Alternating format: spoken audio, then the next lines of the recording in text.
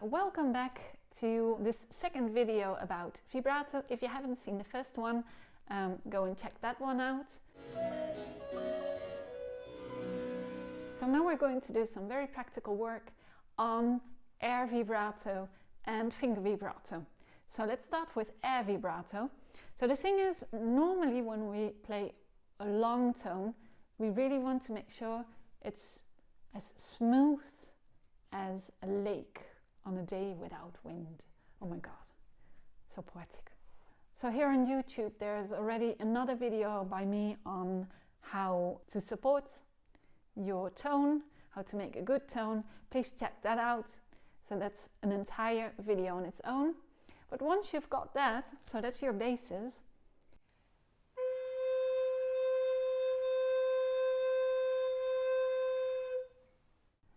now you want to practice an air vibrato as an ornament. So the thing here is we're actually blowing faster, slower, faster, slower, faster, slower, faster, slower, faster, slower, right? So I would always start to do it once without the recorder. So it's just... What we don't want is a vibrato coming from tension in the throat. So what I do is I use my breath support to simply blow more, less, but my throat is completely relaxed. So again, I do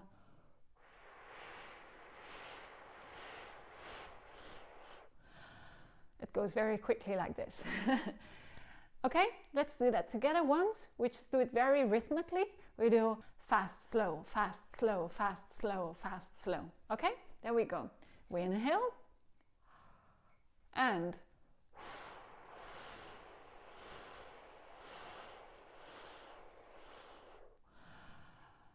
it's a good breath exercise. So the next thing we can do is start slow and go faster. So this would be fast, slow, fast, slow, fast, slow, fast, slow, fast, slow, fast, slow, fast. So you make these kind of wavy air streams. Okay, so there we go.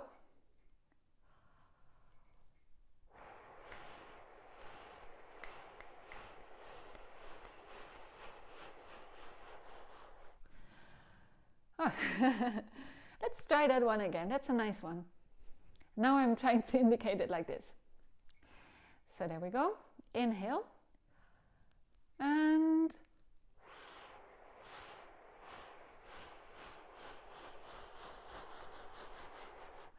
in the end you can go really fast. Now we're going to do it the other way around. So we're going to start very fast and we're going to slow down. And inhale.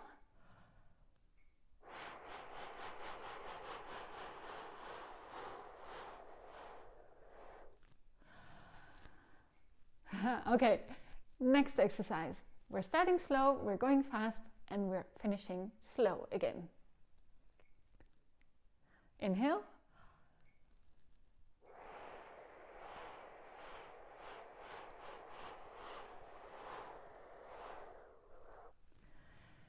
And now we're doing the other way around. If you need a break, please put this in pause, breathe, and then come back. Okay, so now we're going to do fast, slow, fast. Inhale.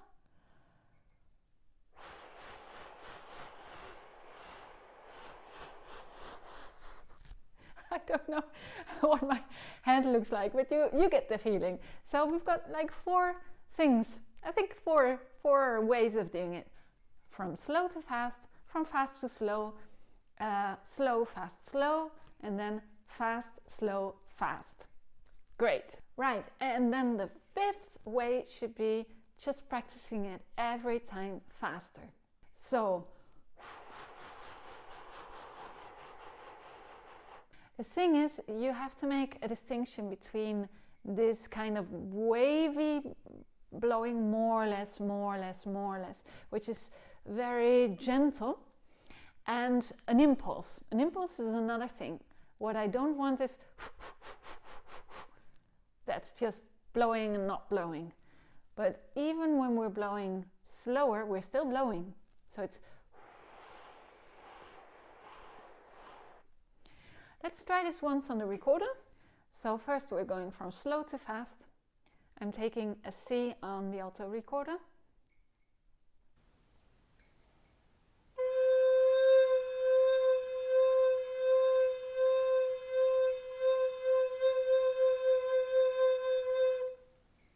And I'm starting up there.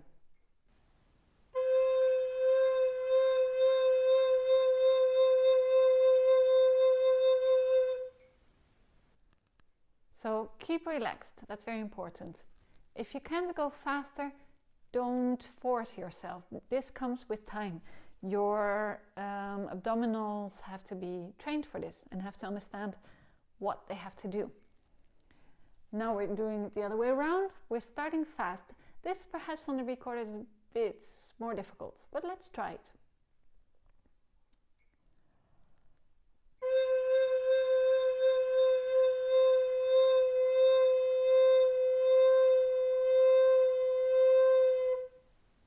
Then 3, so slow, fast, slow.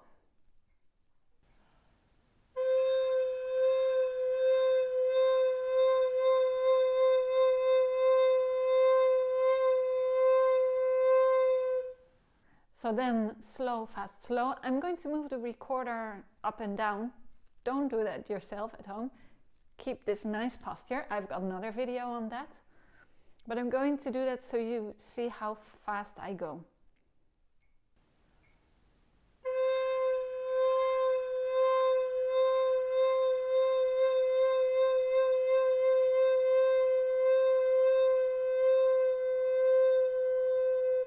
Okay, and now we're going from fast to slow to fast.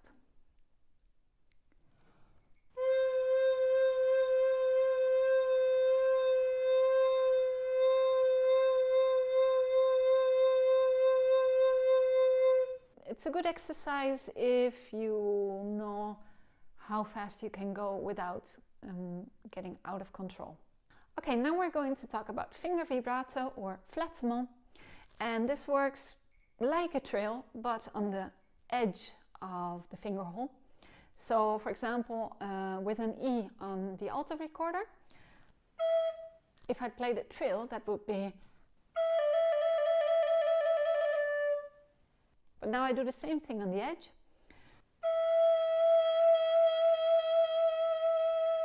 So what happens actually? Because I'm covering part of the hole, the average between my E and this half hole is going to be of a lower pitch. So I will have to blow a little bit more in order to keep my pitch on the right height. So that means that with a flattement, there will always be a little bit of a crescendo. And of course, when I'm taking it off, there will be a decrescendo again. Also important to note that just like a trill, it's something very organic. We're not doing something like a machine very rhythmically. That just doesn't make sense. It's not beautiful. It's like a trill. When you've got a trill on a short note, of course you do. But on a long note, it's like a gummy ball that's just bouncing every time faster and faster and faster. We start slow as well.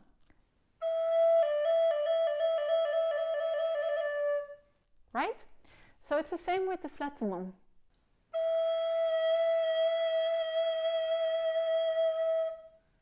Of course, also a difference between the trill and the flattement is that a trill ends on the next note and the flattement, of course, lifts up again. So that's important to notice. It doesn't necessarily have to be the next finger hole.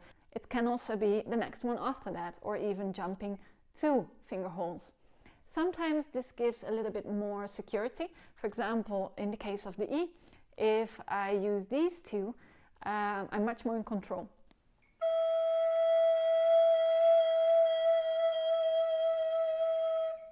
Here, maybe I'm not completely sure if I cover it too much or not. So each note has its own puzzle. You can figure it out Like for example, for the D, maybe I would use only a finger and a half. Or even maybe one finger. Then for the C, I would perhaps use the middle finger. Then for the high C, I couldn't do that because it would be a trill. So that would be half of this finger hole, or maybe this one.